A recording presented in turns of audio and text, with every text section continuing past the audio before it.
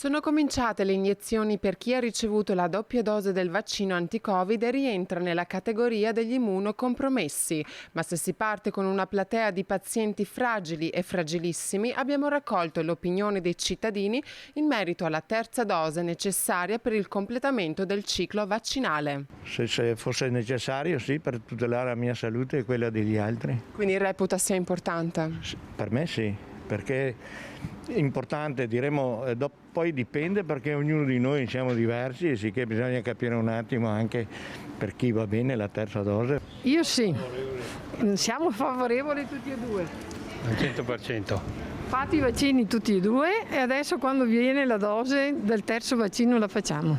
A mio avviso ognuno dovrebbe fare quello che si sente, quindi se uno ha bisogno delle certezze e di sicurezze dovrebbe farla. Ecco, quindi è molto soggettiva la cosa. E lei cosa pensa?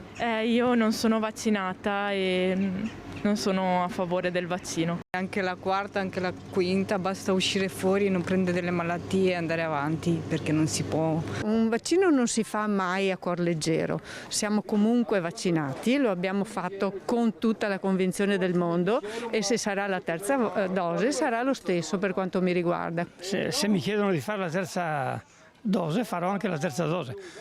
Mi devo fidare di qualcuno perché non sono in grado di leggere nella materia.